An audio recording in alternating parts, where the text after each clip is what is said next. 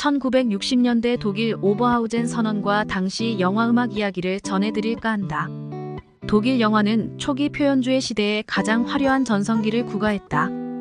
2차 세계대전에서 패한 이후 독일은 연합군 동맹군에 점령당해 영화 산업이 잠시 위축된다. 그때 등장한 상업적 색채가 짙은 영화가 독일인의 피난처가 된다. 1960년대 초기 신세대 영화인들은 전통 영화로부터 해방되어야 한다는 목표로 그 유명한 오버하우젠 선언을 발표한다. 독일 영화인들의 결집은 프랑스에서 누벨바그 등 신사조 영화 운동에서 큰 자극을 받게 된다.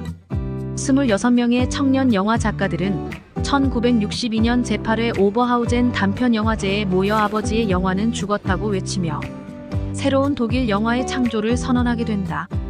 빔 벤더스, 폴커 슈렌도르프, 알렉산더 클루게, 라이너 베르너 파스빈더, 베르너 헤르조그 등이 이 운동의 주도적 역할을 하게 된다. 이들은 정부와 영화 제작사의 신인 감독들에 대한 문호개방 데뷔작에 대한 정보, 자금 원조와 보장 영화학교 개설 등을 요구한다. 독일 정부도 이에 화답해 1965년 젊은 독일 영화위원회를 설립한다. 1966년 알렉산더 클루게가 베니스 국제영화제에서 은사자상, 폴커 쉘렌도르프가 1966년 젊은 퇴를레스로 칸 영화제 국제 비평가상을 받으면서 독일 영화인들의 저력을 드러낸다. 여세를 몰아 베르너 헤르조그의 사인즈 오브 라이프, 라이너 베르너 파스빈더의 왜 아시는 미쳐 날뛰는가, 미국인 병사 브라는 영혼을 잠식한다. 마리아 브라운의 결혼, 빔 벤더스의 미국인 친구 사물의 상태, 파리 텍사스, 베를린 천사의 시, 폴커 쉘렌도르프의 양철 북 등의 명작이 탄생된다. 이들 작품에서 독일 현대화 과정에서 드러나는 중산층의 물신주의에 대한 비판과 비인간화의 맹점을 꼬집어 공감을 얻어냈지만 한편에서는 지나치게 이론적이고 관념적인 스타일을 펼쳐주어 각국 영화인과 관객들에게 호응을 얻어내는 데는 실패하고 만다.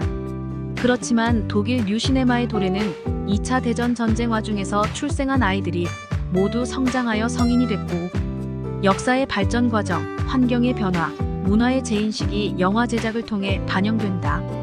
영화 음악의 창작에 있어 스타일을 갖춘 작곡가들도 다수 배출된다. 이 같은 영화 음악 작품은 창조성이 강하고 현대적이며 전위적인 분위기를 갖추게 된다.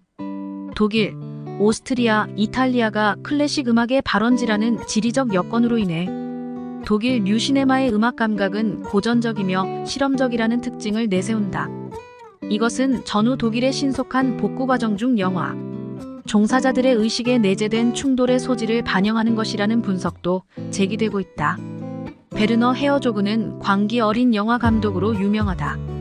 암거래를 해서 마련한 돈으로 영화를 찍거나 연기자들에게 총으로 위협해서 출연을 강요했는가 하면 신발을 끓여서 먹는 등 비상식적인 행동을 다반사로 하는 괴짜로 악명을 떨치고 있다.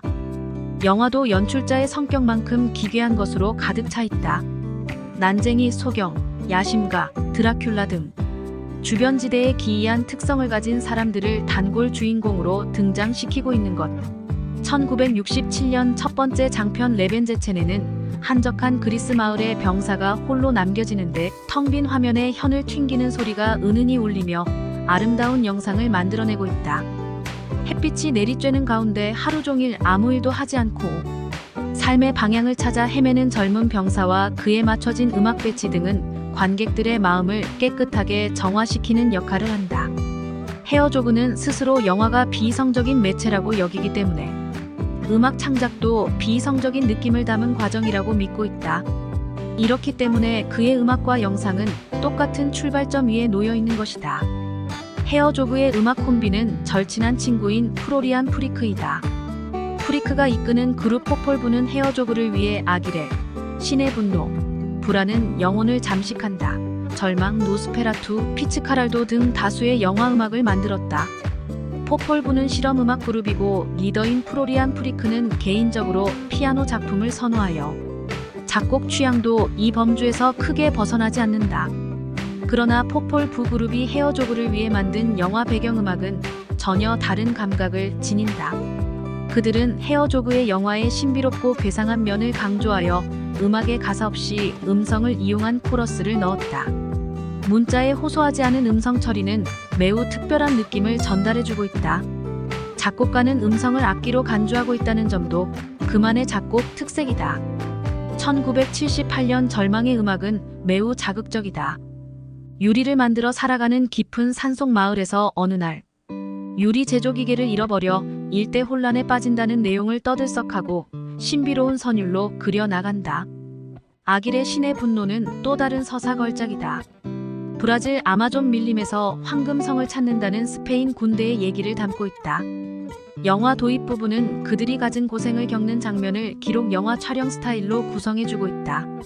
자욱한 안개에 뒤덮인 산은 자연의 오묘함을 드러냈고 합성기로 끊임없이 이어지는 음악은 대자연의 절대적 존재처럼 느끼게 했다. 대자연 속의 한 무리의 야심가들은 너무 초라하게 보이고 신과 인간, 자연과 질서 등 갖가지 대비가 음악으로 나타낸다. 1982년 헤어조그는 그가 꿈꾸던 가극 피츠카랄도를 만들었다. 이 작품의 음악은 아길의 신의 분노보다 평이한데 원시적인 북소리와 토속적인 노래의 혼합이 시간, 공간적 배경과 고단한 여정을 표현해내고 있다.